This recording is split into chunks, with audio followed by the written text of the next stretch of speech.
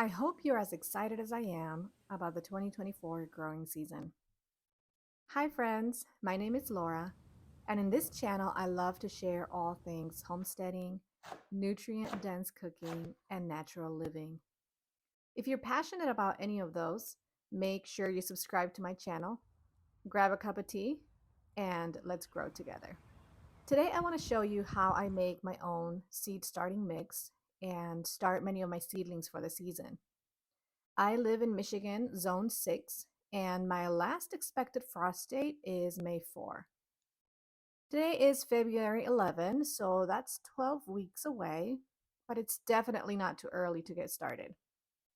There are several crops that can be transplanted outside well before the last frost date. Everything I grew last year, I started from seed. That's hundreds of seedlings. So I'm going to show you all my tricks so you can have a successful garden too. First, let me show you what seeds I'll be starting today. I have different types of greens like kale, Swiss chard, and bok choy. These can be transplanted outside well before the last frost, and I'll be harvesting from them by the end of April. Next, I have cilantro and cabbage. They are both cold hardy and can also be transplanted before the last frost. I'll also be sowing pepper seeds. These take 10 to 21 days to germinate, and they are pretty slow growers, so they need all the time they can get to get a head start. Next, I have a few different varieties of lettuce. It's the perfect time to start celery plants. I will not be growing as much as I did last year. We had way more than we could eat. I'll also be starting some herbs, lemon balm, rosemary, and oregano. And I'm so excited for this. I'll be growing beautiful aster flowers. Finally, it's also the perfect time to sow onion seeds, but I have over 800 seeds that I need to start. I'll have to make a different video to show you a special method to use for onions. The method that I'm using today is not the most effective for the quantity I'm trying to grow. If I sow my onion seeds in early February, they'll be ready for transplant by mid to late April. Now that you know what plants can be started in February, let's get into it. I have my tray here, and I also have my seed starting cells. These ones I bought a few years ago from Epic Gardening, and these are still holding up very nicely. I love using these. I also have my seed starting mix right here. This is a starting mix that I just made yesterday. This seed starting mix is made up of 4 ingredients. The base for this mix is coconut coir. It comes in a block, and all you have to do is add water to it to rehydrate it. It will need about a gallon of water, but I never add it all at once. I add about half and let it absorb the water. Then I'll add more water as needed.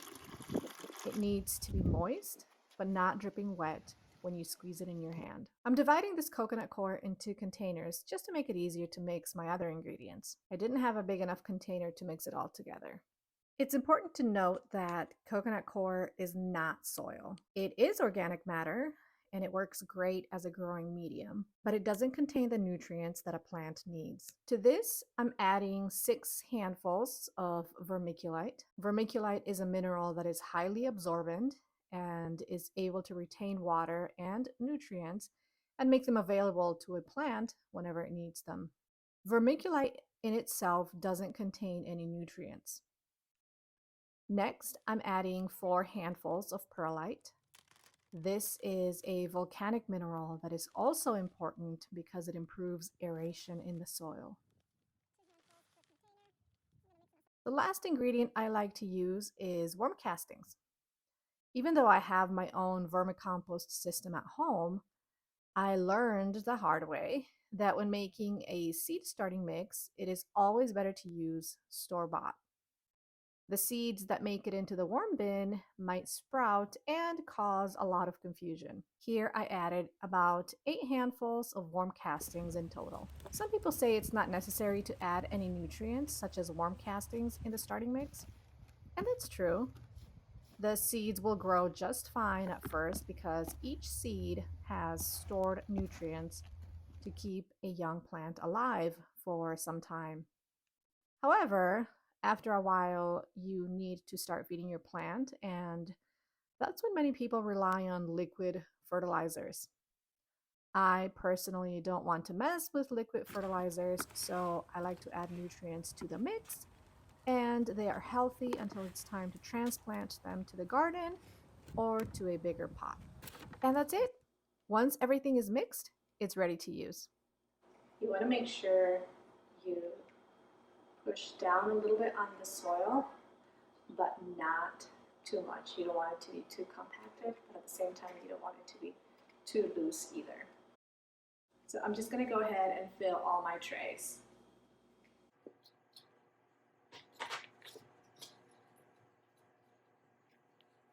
I am starting here with the bok choy. And what I'm actually going to do is I'm going to put maybe 2 to 3 seeds in each little cell.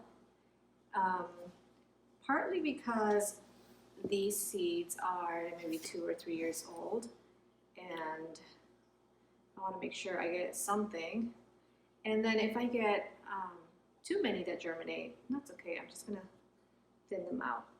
I have a lot of these seeds, so I don't have a problem with it. So I just made a very little divot, and that's where I put the seeds, and I'm just going to lightly cover them with the growing medium.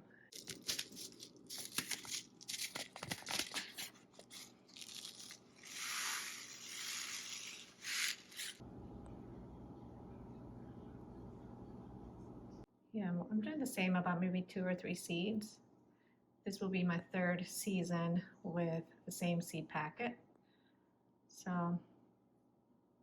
I don't know if that's going to affect it or not, but I just want to make sure I get good germination. I'm going to do the same thing with all the other varieties of kale and greens that I have, because that also includes the Swiss chard.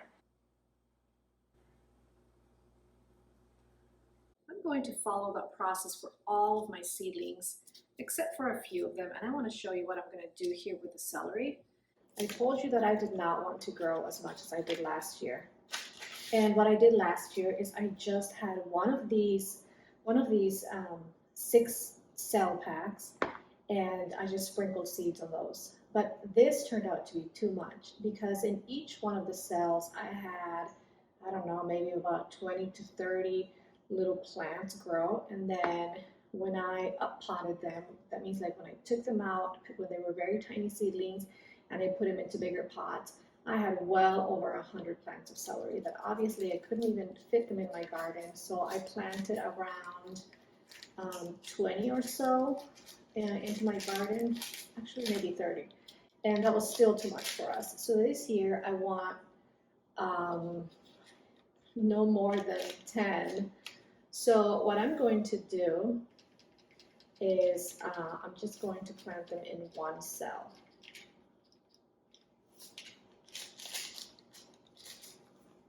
I'm just going to sprinkle them here very, very lightly.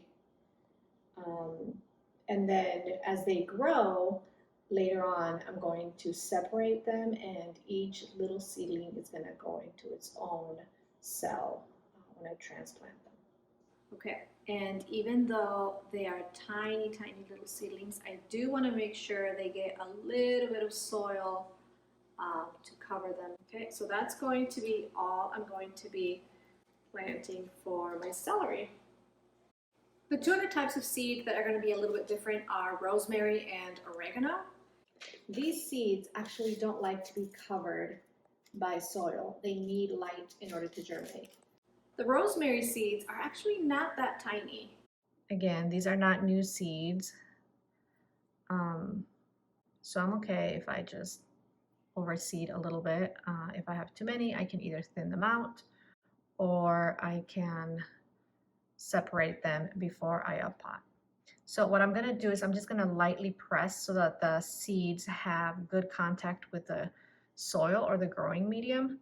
I am not going to cover them with soil because, again, these seeds need light to germinate.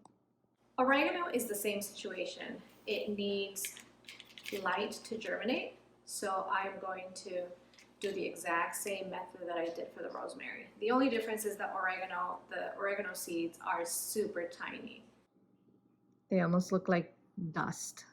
So I will literally just take a little bit, like a little pinch, and I'm just going to sprinkle all over that cell. I have no idea how many I'm sprinkling in there. It's really hard to tell. I can't even see them when they're falling, but I'm just gonna trust that they're there. And once they start coming up, you'll see them. So every little bit that I had, I just put in there. And again, I'm not covering them. I am just simply